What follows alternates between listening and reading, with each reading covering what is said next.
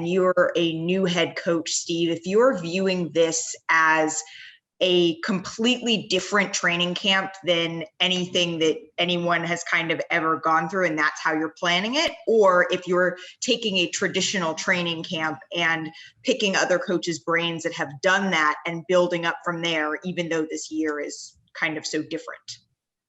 That's a great question, Malika. I don't know if I have an answer. I would say that we definitely come in saying let's be fluid and flexible, because as you know, any day things could change. So we have to be able to roll with it and be able to adjust and adapt. Fortunately for me, I have an incredible staff, so they're making me confident and comfortable, and we're building something together. It's very collaborative. So I'm able to lean on my experiences, but also their practical experiences as head coaches or assistant coaches. And so we have, almost always a consensus, and we elicit everybody's opinions and try to build that consensus in a smart and strategic way. Next question comes from Greg Logan with Newsday. Hi, Steve. I'm just wondering if you can tell me how much your offense will look like the offense you played with D'Antoni and Phoenix, and like the offense he used the past 4 years.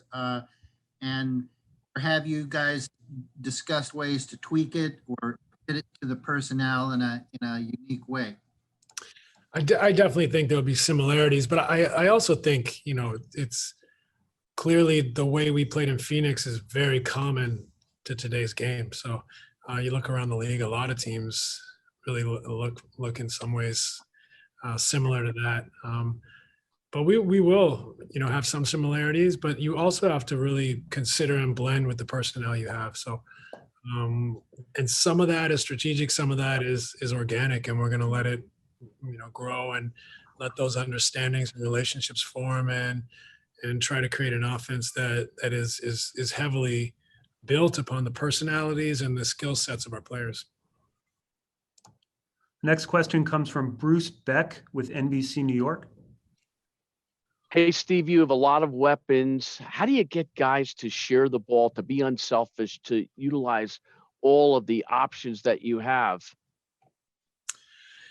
I feel really fortunate we have an unselfish group. I think we have guys that enjoy playing the right way.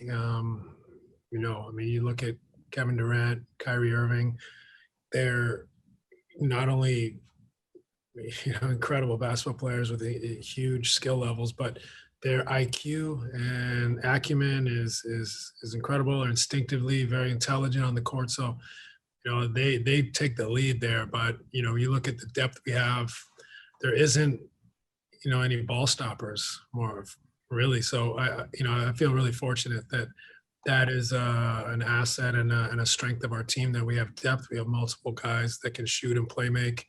We have centers that can, dive to the basket and be a threat. And so you have a lot of balance there, and guys typically in this group want to play the right way. Our next question comes from Alex Schiffer with The Athletic. Hey, Steve, kind of piggybacking off of the staff question from earlier, have you kind of divvied up responsibilities with all those guys as to, putting some guys in charge of the offense and other guys more involved in the defense, or you've gone in a different direction than that? No, Jock Vaughn will lead the defense, and Mike D'Antoni will lead the offense. But, we really want it to be very collaborative. So we want everyone to have input on both sides of the ball. I think in some respects, I've gone this direction more so because I'm a rookie coach, and I want to be able to look to one person to say, what are we doing here? What's our adjustment? Where are we in context of our schemes at either end? So, perhaps if I had been doing this for a bunch of years, we may be completely flat, and we all are collaborating. But I think we want the spirit of collaboration, but those two are going to lead each side of the ball. Our next question comes from Christian Winfield with the New York Daily News. Hey, Coach. First and foremost, happy belated Thanksgiving. Hope you enjoyed that time. Thank you. you and your family. Can you give us a status update on Kevin and Kyrie as it pertains to their injuries, and how far along they've come in their rehab? And I guess as a second to that, how do you see, or how do you envision those two playing off of each other on the court when they can finally take the court together for the first time? They both are in great states of health, so to speak. They're healthy, in shape, and look great. So that's obviously the best scenario for us after a long layoff for both of them. The way they play off each other is a gift. They both incredibly skilled, talented, both can score, play make, and also intelligent. So they will be a great partnership out there, and they also will be a great partnership for other guys on the team, because of how diverse their skill sets are and how many things they can do with the ball, how they make people around them better. And so, we're fortunate to have two players of that caliber. Our next question comes from Otis Livingston with CBS New York. Steve, we hear so much about culture around the NBA. What's going to be the culture under your team, and what are they going to be known for? Good question. Culture is, a system of values and behaviors. So, hopefully if you want to know what we value, I think it's competitiveness and connectivity. So hopefully you're going to see a team that is incredibly competitive, connected, has a great spirit, and loves the game. And that's the type of atmosphere we're trying to create here at the practice center. And hopefully that emulates our style and what you see and feel when we're on the court.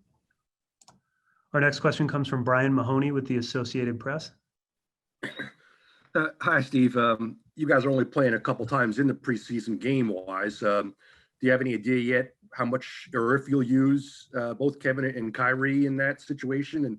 And given how long Kevin's layoff is and how short this preseason is, how soon do you envision any player can kind of be ready to go once the season starts? Well, the second question is maybe both of them is constantly to be determined and to be analyzed. We have to be very fluid, and we have to constantly be willing to adapt and change course, analyze where we're at, and make smart decisions. But we want to use those two preseason games to get ourselves prepared as possible to play the real thing. So, we'll see. We'll see the state of their health through training camp, their energy levels, what they need. But those games are important for the group in general, just to have those dress rehearsals and to prepare us to play and get off to a start where we're organized and prepared and confident enough to go out there and compete at a high level. Our next question comes from David Aldridge with The Athletic. Hey, Steve. Good to talk to you, man. Hey, Dave, how are you? I'm good, man. With all of your unique experiences over your career as a player and then coach, development, ownership with soccer, and I know you think about these things a lot. How do you think you will reimagine or maybe do the head coach job differently than someone who maybe has a more conventional coaching background? Good question. I would say the immediate answer is I hope I've come in knowing what I don't know and knowing where I'm going to need to gain experience, and fortunately we have an incredible staff. So I'm highly attuned to the fact that I got a lot to learn, and of course I have my experiences and my beliefs, but I also have to be open to what I don't know and what I can learn, and how we can fit all those pieces together and to be as efficient as possible and create an environment that is, not only really, really fun and challenging for our players, but is producing a style of play that's incredibly competitive. So, you put that all in the mix, and for me, it kind of is like the question. It's a blend of all those experiences I've had in and outside of the sport with, the practical experiences that my staff has. Our next question comes from Tina Cervasio with Fox 5 New York.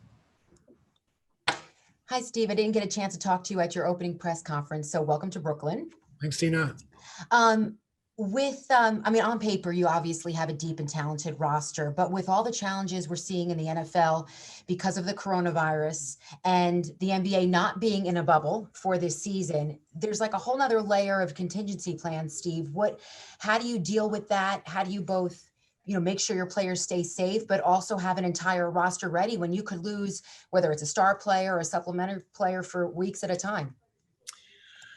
Great question. I think we have to be fluid and adaptable. It's you almost have to look at it as when, not if. Things are going to happen. It's the nature of living in a global pandemic. So we're taking extreme measures to make sure we're as safe as possible. Our medical staff is outstanding. I think the league's doing a great job, as they've proven in the bubble. With the virus, but I think this is different without a bubble. So everyone's got to be alert and reactive, and there's going to maybe times when we do face challenges due to it, and we have to look at the bright side and the positive side. So first and foremost, the health of our players. If a player is unavailable, it's an opportunity for the rest of the team to grow and galvanize in support of that player and without them. So we always will look to the positive opportunities that arise and try to be as thoughtful and diligent with how we treat this virus and all the measures that we're taking to make sure we stay safe. Our next question comes from Ian Begley with SNY. Steve, thank you for doing this. Hope you and your loved ones are well. You mentioned that Kevin and Kyrie are in great health, but leading into this season, the 72 games, are there any plans in place for them to kind of have regular rest, maybe sit out a game that's scheduled in advance? Or do you, if they're healthy, are they going to go all 72? I would say there's no plan in place, but it's probably unlikely that they both play 72 games. It's been such a layoff for both of them, and in particular Kevin, with coming off one of the toughest injuries to deal with as a basketball player. We have to be very careful with him and his adaptation process back into the game. Kevin's done everything you could have ever asked to put himself in this position.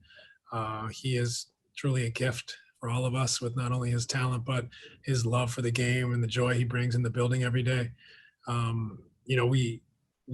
Perhaps we have to protect him from himself in a way, because he brings so much joy and passion to the sport.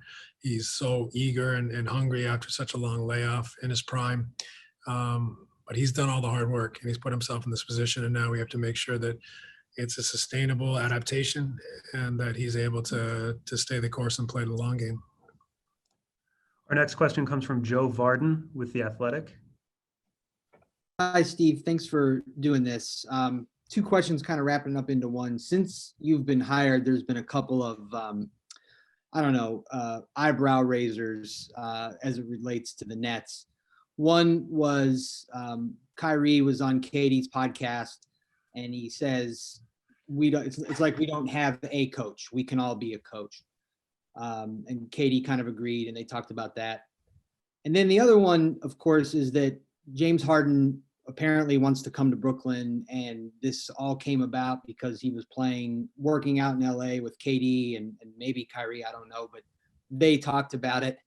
That was a pretty big storyline. And so my question for you is how did you react to all of these things just so early in your first coaching job, both to what Kyrie said and then this much bigger thing about, the defending league scoring champ wanting to come play on a team that already has KD and Kyrie?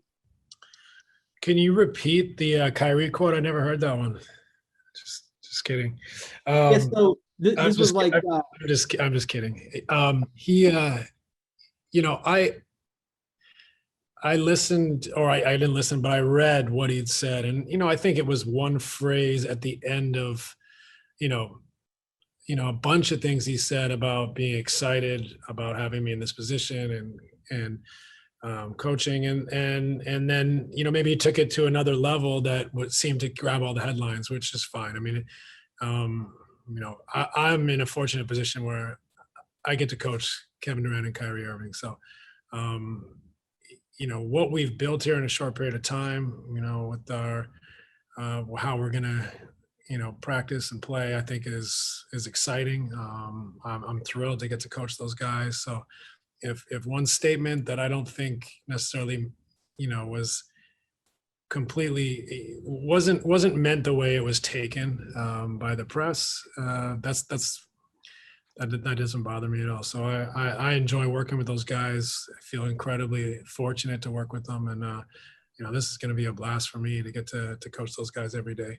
As far as the Harden rumors, I don't know. I mean, I love our team. I love our roster, and I coach these guys and trying to build something incredibly competitive and enjoyable for our players and staff. And that's a question for someone in a different role. Our next question comes from John Schumann with NBA.com. Hey, Coach, you mentioned that Jock would be in charge of the defense, and that's a defense that ranked in the top 10 last year. So I want to know, how much do you want to just sort of keep the structure of that defense in place, and what do you think the personality of this team will be on that end of the floor? Well, it's important. It's a priority for sure. We realize that we're trying to compete for a championship, and we have to be excellent defensively. So, it's going to be a process. I think the defense last year changed in the bubble. So I think Jock started to put his imprints and adjustments into the defense and the performances in the bubble. I think that many of them were similar and aligned with the way I see things. So we've had a really, enjoyable process of going through the film and looking around the league and figuring out what we think suits our team and the game the way it's played nowadays. So there will be obviously some commonality with the roster, and there will also be some differences and adjustments. But I think JV's adjustments in the bubble were going towards where we've landed with it. And at the same time, it is a work in progress. It's something that we're going to build all year. And we may have some rough patches as we adapt, but we realize that this is something that we got to stick to and continue to work on and invest in every day if we're going to be good enough to compete for a championship. Our next question comes from Justin Walters with Pix 11. Hi, Steve. Just following up on that championship mention. You mentioned that you guys have championship aspirations on day one of your press conference. How difficult is it going to be for you this year to try to reach that goal, but understanding some things are just going to be out of your control with this pandemic and it being so fluid? It's a great challenge without a pandemic. So, to win a championship is so difficult. We realize that. We recognize that. We recognize also you need a little bit of luck to win sometimes. So, but we're going to focus on ourselves, what we can control, what we can do every day to make ourselves grow and be on the right path to getting better and better. And I think that's even more important when we're in such an unstable world. So we'll focus on what we can control. We'll focus on our group and put all the energy we have into this, while, like we said, remaining fluid as possible to, all the different possibilities in these strange times. And we got to enjoy it too. So we'll keep building, and we'll keep pushing our guys and challenging them, and we'll build something really good.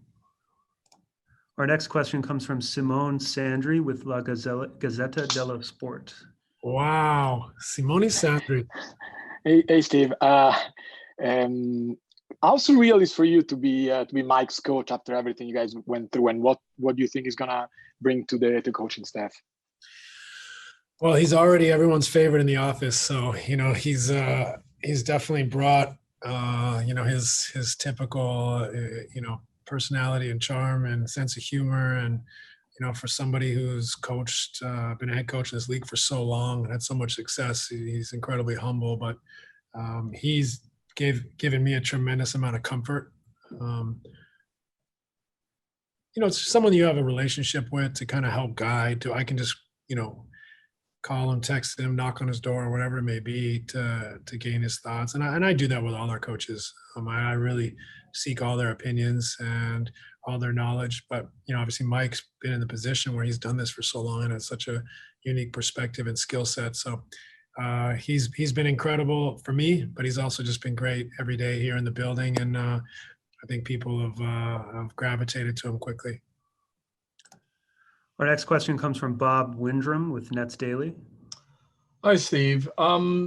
You've only been a coach for a little bit, but who Undefeated. Huh? Undefeated. Who or what has surprised you during your tenure? Do you mean in respect to the players or the job?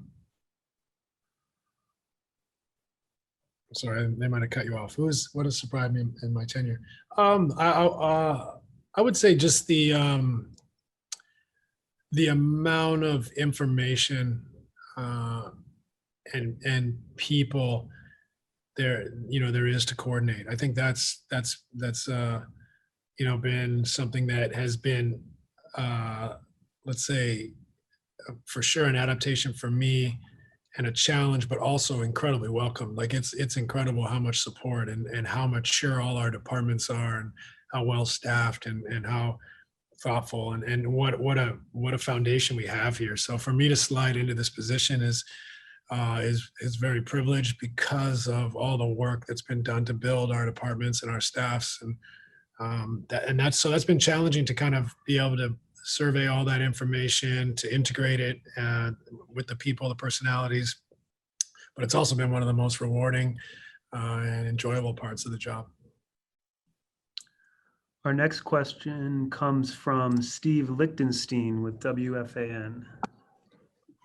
Hi, Steve. I just wanted to ask you about the acquisition of Jeff Green and how that impacts the different type of variety of lineups that you can have on the court at any given moment. Well, first of all, we get an incredible vet in our locker room who's just has a great way about him, incredible personality to help lead and give us that veteran presence. As far as on the floor, he's obviously very versatile, and he's a player that came into the league as a perimeter player, but now I think he possibly his best position is at center, and so he gives you that small ball five. So it's a pleasure to be able to coach him, to have him fit into our group, to help him get on board as quickly as possible. Is a pleasure because he is such a great guy and he brings a different profile to our team. Our next question goes back to Greg Logan with Newsday. Steve, you're so very deep at the 1 through the 3 positions. Does that pretty much ensure that Kevin will play primarily at the 4? And then secondly, how difficult will it be with all that depth at those perimeter positions to work out a rotation and get playing time for guys who need it? It's a great problem to have. We have a great roster, incredible depth, lots of competition there. We have versatility, obviously, on the perimeter. I think Kevin, probably guards the 4 and plays all 5 positions on offense. He's a positionless player, so he can play 1 through 5 on either side of the ball. But that does save us a little bit in that it gives more minutes and spots in those 3 perimeter spots. So. But it's all to be determined where we have that flexibility, and that's a fortunate position to be in. But, I think clearly that does solve a little bit of a problem that he is so versatile that he opens up minutes for perimeter players. Our next question goes back to Malika Andrews with ESPN. Steve, you mentioned being quickly reactive in terms of the coronavirus and kind of alert to everything that's going on, but this is a disease where oftentimes you need to be proactive. I'm wondering how you're talking to your players who fall into an age demographic that oftentimes don't take this virus as seriously just because the consequences aren't as serious for them, how you're kind of discussing the severity of what is going on and guiding them in terms of what they need to be doing to stay healthy and make it so games can go on? That's a great question. I mean, I think that covers society. The virus is deadly, but it's not as effectual to the younger generation. So that puts us in a very strange position where we still need to be as cautious as possible. at the same time, it isn't as prescient for the younger generation. But our guys have been incredibly mature about it. Many of them, unfortunately, have already had it, but we still don't know anything about this virus relatively. So I've mentioned to them being careful because of the consequences, not only to their health, their family's health, but also our season. But our medical staff does a great job with our protocols. And that's, the bottom line is that they put us in a structure and system to be as safe as possible and follow our protocols and give ourselves a chance to come out of this as safe as possible. And not just for ourselves and our families, but for the greater society. And hopefully because of that, we can have let's say, as safe a season as possible.